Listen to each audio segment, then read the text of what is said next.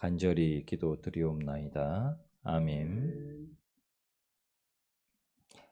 이번 한 주간은 시편 105편, 106편 이 두 편의 말씀 나누는데요. 106편은 이제 시편이 총 5권으로 구성이 되어 있습니다. 이렇게 좀 분류를 해 놓았습니다. 근데 그 4권의 마지막이 이제 106편입니다.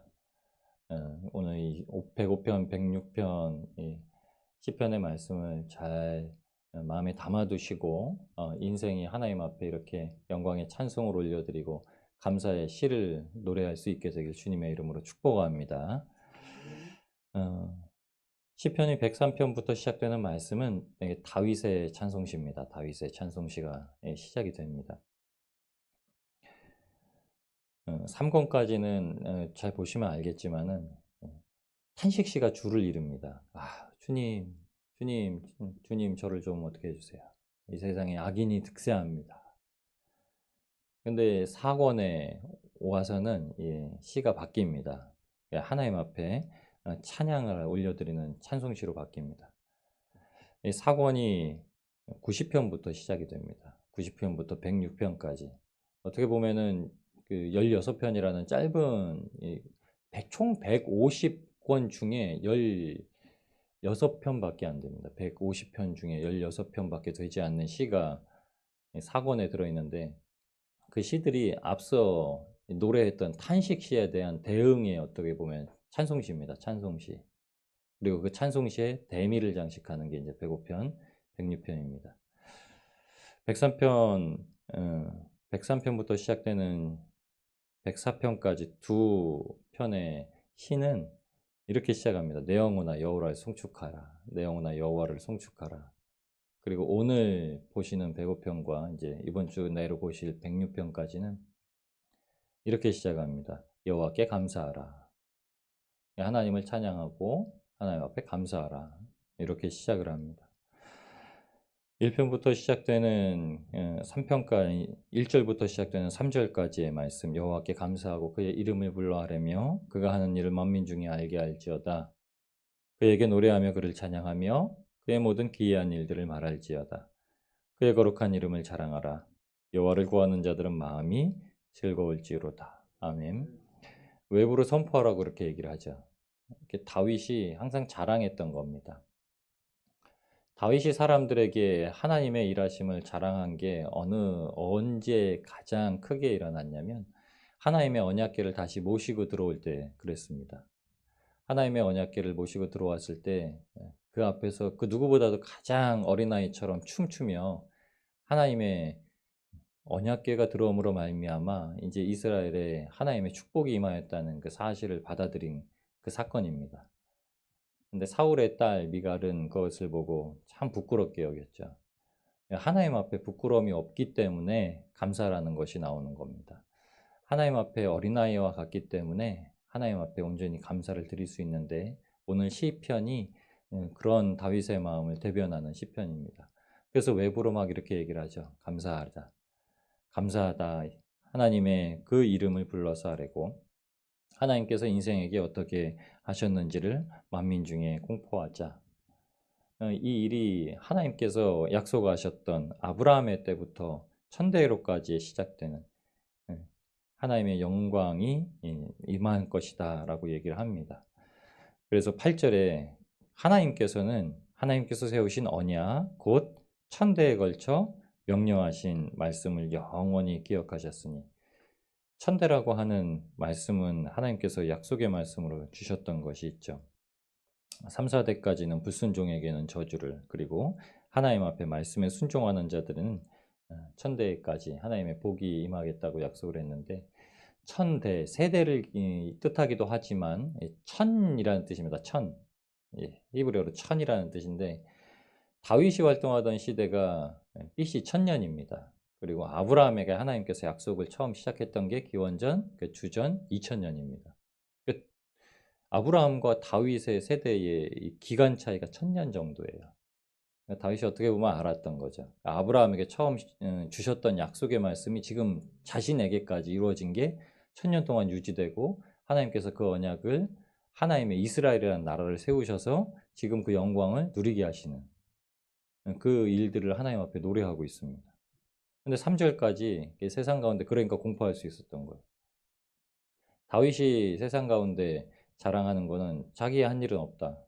사울이 죽인 자는 천천히요, 다윗이 죽인 자는 만만이라는 말에 첫 번째 세우셨던 왕인 사울이 마음에 질투를 느낍니다. 불편함을 느껴요. 근데 다윗은 그러지 않았습니다. 다윗은 만왕의 왕이신 분이 하나님이심을, 만주의 주 되신 분이 하나님이심을, 그리고 만군의 하나님이심을 늘 노래했습니다. 여러분, 우리 인생에 할 수 있는 것들은 오직 예수 그리스도께로부터만 나와서 우리 인생이 주님께서 구원하신 사건으로 말미암아 날마다 기쁨과 감사, 감격을 누리고 살아가는 것을 저와 여러분의 삶 속에서 마음껏 노래하시는 복된 인생 되길 주님의 이름으로 축복합니다. 그래서 4절에서 7절까지의 말씀은요, 밖으로도 그렇게 선포하지만 내 마음 가운데서도 103편, 104편은 내 영혼아 송축하라 이렇게 하나님께 고백했다고 말씀을 드렸잖아요. 이 마음과 같습니다. 여호와의 능력을 구하라. 그의 얼굴을 구하라. 그의 얼굴을 구하라는 건 구약 가운데 있었던, 그리고 요한계시록까지 보여주셨던 하나님의 얼굴을 마주하면 마치 죽은 자 같이 되는, 그런데 어떻게 보면은 언약의 백성들에게 가장 소망하는 사실이 하나님의 얼굴을 구하는 사실입니다. 이것을 노래합니다. 그래서 민수기 6장 말씀이죠. 25절, 26절 말씀의 두 구절이 여호와의 얼굴을 구하는 축복에 대해서 이스라엘 자손에게 선포하라고 얘기합니다. 여호와는 그 얼굴을 내게 비추사 은혜 베푸시길 원하며, 여호와는 그 얼굴을 너를 향하여 드사 평강 주시길 원하노라. 이것을 이스라엘 백성들이 자손에게 선포해라, 넌 축복해라, 이렇게 모세를 통해서 전해준 말씀입니다. 하나님이요, 그러면 내가 복을 내리리라. 이것이 민수기 6장 축복의 말씀입니다. 여호와는 내게 복을 주시며 너를 지키시며, 여호와는 그 얼굴을 내게 비추사 은혜 베푸시기를 원하며, 여호와는 그 얼굴을 내게로 향하드사 평강 주시길 원하노라. 아멘. 여러분에게 하나님께서 오늘도 복 주시고 지키시고 은혜 베푸시고 평강 주시기를, 하나님의 그 얼굴의 영광이 광채로 말미암아 넘치길 주님의 이름으로 축복합니다. 이 축복의 말씀은 제가 별아한테 맨날 아침마다 해주는 건데 여러분한테 먼저 해드렸습니다. 오늘은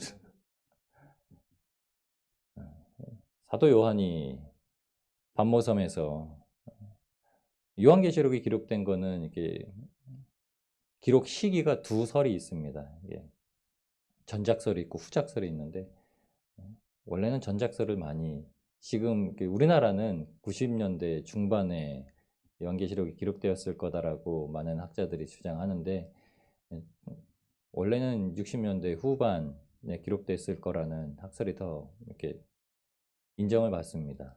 역사적인 사실을 보면요.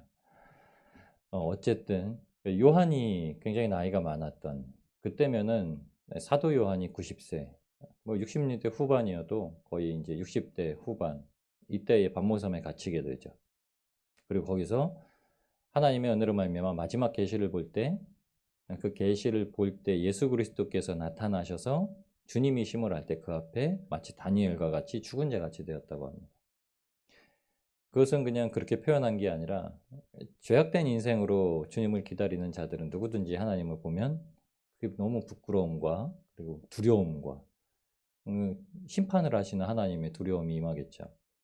그 얼굴을 마주한다는 게 우리의 자의로 되는 게 아니라요, 거기서 일으키시는 하나님의 은혜로 됩니다. 주님께서 손을 얹으시면, 주님께서 손을 얹으시 그때 일어나게 되는 사건이 벌어지는데, 이 땅에서 사는 삶도 마찬가지인 것 같습니다. 오늘 다윗이 날마다 하나님 앞에 엎드리고 나단 선지자를 통해서 책망을 듣고 갓 선지자를 통해서 책망을 들을 때마다 다윗이 어떻게 했냐면요, 주님 앞에 꼬꾸라졌습니다. 말씀을 들을 때 그것이 하나님의 얼굴이라 보고 책망 듣는 말, 자신의 죄와 허물에 꼬꾸라져서 회개하고 하나님 앞에 새로움을 얻었습니다.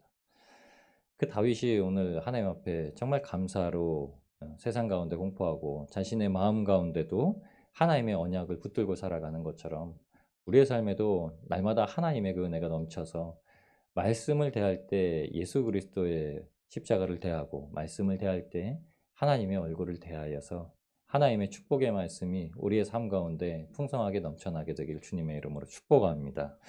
그래서 주신 것이 살아계신 하나님, 나는 아브라함과 이삭과 야곱의 하나님, 산자의 하나님이라고 말씀하신 것처럼 오늘도 그것을 시편 기자가 강조합니다. 9절, 10절 말씀에 아브라함과 맺은 언약, 이삭에게 하신 맹세, 야곱에게 세우신 율례, 곧 영원한 언약이라.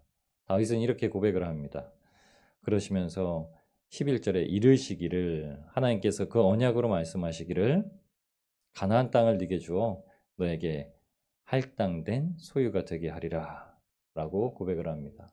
지금 다윗을 통해서 번성케 하신 하나님의 이름의 나라 이스라엘이 오직 하나님의 은혜로 말미암아 유지되며 하나님의 영광을 나타내어지기를. 여기는 아주 중요한 포인트가 한 가지 있는데 이 시편의 주인공이 다윗이라면 성전 짓기를 사모하여서 날마다 하나님 앞에 기도했다는 겁니다. 성전을 짓고 싶지만 허락되지 않아서 솔로몬이 그것을 지을 수 있을 만한 시기가 되어질 때까지 기다려야 했던 것. 그래서 솔로몬이 성전을 지을 때 어떻게 성경에 표현하죠?